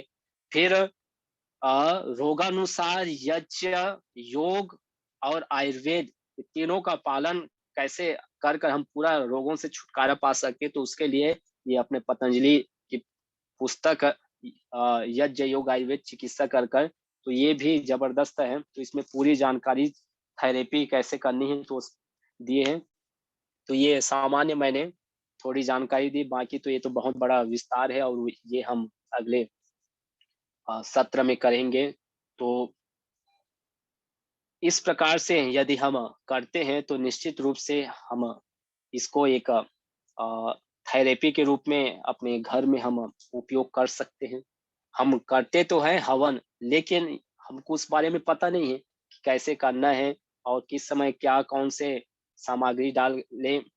तो हम रोग अनुसार अपने प्रातः काल प्रभात में ही आप श्रद्धेय स्वामी जी महाराज को देखते हैं जब भी वो योग करते हैं तो उससे पहले हवन करते हैं और ये विगत करीब 2 महीना से ये कार्यक्रम विशेष रूप से चल रहे हैं कि यज्ञ पूर्वक योग जब हम करते हैं तो उसका मल्टीपल लाभ मिलता है। क्योंकि एक तो सामान्य वायु है, उससे भी नीच वायु है प्रदूषित हवा। तो एक सामान्य है, फिर एक मध्यम है कि कहीं पर जंगल हो या कोई ऐसे पेड़-पौधे जहाँ खुशबू निकल रही हो, वो उस सामान्य से मध्यम है। लेकिन उसमें जब हम हवन कर देते हैं, तो उसकी क्वालिटी, उसकी गुणवत्ता और कई गुना बढ़ जाती है। उसको जब मेडिकेटेड बना देते हैं, उसको औषधि गुणों से, रोगनाशक, सुगंधित गुणों से युक्त कर देते हैं। तो एक मेडिकेटेड फ़ील्ड तैयार हो जाता है, उसमें जब हम जितने समय तक रहते हैं तो हमारे इनहेल के माध्यम से हमारी स्किन के माध्यम से वो एब्जॉर्ब होता रहता है और हमको आरोग्य बाहर के बीमारियों से बैक्टीरियाओं से वायरस फंगसों से हमको बचा कर रखता है। तो एक बहुत बड़ा सुरक्षा कवच आप अपने इस प्रकार से घर में करें, दूसरों को भी कराएँ और आज की जो बहुत बड़ी ये समस्या महामारी के रूप में निकल आई है, तो उससे भी हम अपने घर को सुरक्षित कर सकते हैं। इसके अलावा और कोई बड़ा कोई भी साधन नहीं परमानेंट। तो ये अवश्य हम अपनाएँ और आइए अब हम शांति पाठ करते हैं माता जी। कोई प्रश्न हो तो? नमस्ते गुरुजी। जी माता जी। हम रोज अग्निहोत्र करते हैं घर पे जी। सुबह और शाम को। तो उसी टाइम हम आहुति दे सकते हैं क्या ये औषधों की? नहीं, इसमें नहीं है। हाँ, इसमें देखो। नहीं, उसी को खींचो वापस। नहीं समझा, नहीं दे सकते ना? एक बार और बोलिए जी। जब हम अग्निहोत्र करते हैं सुबह और शाम उसी टाइम पे जो मुहूर्त दिया होता है, जी, जी। हाँ, तो उसी टाइम हम औषधि वनस्पति की ये जो आपने बताया अभी, वो आहुति नहीं दे सकते ना, या दे सकते हैं? दे सकते हैं जी। ये क्या है, हम जो बता रहे हैं, ये है दैनिक अग्निहोत्र। ये एक अकेले व्यक्ति भी कर सकता है और कभी भी कर सकता है, इसमें कोई समस्या नहीं। जो हमने ये सुन रखा है कि भाई सूर्योदय, सूर्यास्त के समय हवन करना चाहिए, वो विशेष हाँ। दृष्टि से बोले गए हैं कि जिनको ध्यान, साधना, उपासना करना हो, तो वो समय सबसे अधिक अनुकूल है। लेकिन यदि हमको शरीर को ठीक रखना है, चिकित्सा करनी है, वो आप सूर्योदय से पहले भी आप कर सकते हैं, बाद में भी कर सकते हैं, रात में भी ऐसे हवन न कर कर ऐसे धुनी भी कर सकते हैं। तो इस प्रकार से आप कभी भी कर सकते हैं। और एक क्वेश्चन था कि आहुति देनी है 11 बार, मैंने ये समझा, तो कितना क्वांटिटी डालना है, कितना ये डालना पड़ेगा उसमें? अब 11 बार आहुति आपको देनी है, तो उसके लिए आप थोड़ी-सी ऐसे सामग्री ले लीजिए जिसमें से 30 से 30 ग्राम सामग्री आप ले लिए, और वैसे ही 30 ग्राम से भी कम 20 ग्राम आप घी ले लो। अच्छा। हाँ, और छोटी-छोटी 5-6 समिधा ले लिए, इतने पर्याप्त है। अच्छा, जी। धन्यवाद। स्वामी जी महाराज, जी माता जी। ये भी इनको क्लियर कर दीजिए। इन्होंने सिर्फ सामग्री में कितनी आहुति, 11 बार आहुति वगैरह, ये एक कर्मकांड की पद्धति करके हम 11 बार वगैरह करते हैं, लेकिन चिकित्सा पद्धति करके अगर किसी रोगी को आराम करने के लिए अगर पित्तेष्टि, वातेष्टि जो हमारी सामग्री है, तो एक समय के लिए 100 ग्राम, मिनिमम 100 ग्राम, और तूप 80 ग्राम, क्योंकि उतनी हवा होनी चाहिए ना, ये भी बता दो। नहीं तो इनको अगर कोई रोग नहीं है और जनरल कर रहे हैं तो इतना सही है, लेकिन जब कोई रोग है तो उतनी मात्रा में दवा भी उसमें जानी चाहिए ना। जी, मैंने बताया कि आप 11 आहुति देकर जब हम्म। अंगारे बन जाए, तो अंगारे में ऐसी रोगानुसार अपने सामग्री को आप उसमें डालो और बैठकर आप प्राणायाम करो। तो ये आपके 1 घंटा, 2 घंटा, 3 घंटे तक भी अग्नि बने रहेगी और आपको पूरा लाभ मिलता रहेगा उस मन-मन जो ध्वनि निकल रही कंबस्टन के पश्चात, फ्यूमिगेशन। तो हवन के लिए ऐसा नहीं कि आपको आधा घंटा, 1 घंटा करना है। आप मैंने बताया 11 आहुति से आप हवन पूर्ण कर सकते हैं। बाकी फिर आप धुनी करते हुए आप 1 घंटा, 2 घंटा, कई घंटा आप धुनी लेते रहिए और उसी में प्राणायाम करते रहिए। तो ये और आपको विशेष और लाभ मिलेगा। ठीक है, क्योंकि ठीक। अग्नि अग्नि का स्वभाव किसी भी चीज़ को सूक्ष्म कर देती है, इतनी सूक्ष्म कर देती है, और हमको यदि दृष्ट लाभ चाहिए और विशेष रूप से, तो 11 आहुति से हवन करें और फिर अंतिम में ऐसे धुनी करें, तो इसका जो प्रभाव है, ये जो धुआँ निकल रहे हैं फ्यूमिगेशन से, इसका और विशेष रूप से हम रोग को ठीक करना चाहते हैं, तो इसका प्रभाव और विशेष रूप से होता है। इसलिए हमारे यहाँ शास्त्रों में जगह-जगह धूमपान की बात कही है कि मनः तापम रजः क्रोधम धूमपाने निवारयेत्, कि मन के संताप, दुखों को दूर करने के लिए आप धूमपान करें, अर्थात ऐसे सुगंधित औषधि जो धुआँ है, वायु उसको आप इन्हेल करें।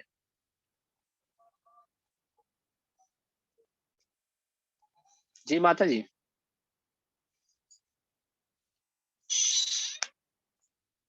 किसी और को कुछ प्रश्न पूछना है तो पूछ लीजिए, नहीं जी तो हाँ आज शांति पाठ करके क्लास खत्म करेंगे। स्वामी जी महाराज आपका कोई प्रश्न है तो उसका जवाब देंगे। किसी को कुछ पूछना है? ओम गुरुजी। जी गुरुजी, उड़ीसा से रेजिन जो झूना बोलते हैं, ये यूज कर सकते हैं क्या? कौन सा जी? रेजिन रेजिन उसको बोलते हैं, और उड़ीसा में उसको, उड़िया में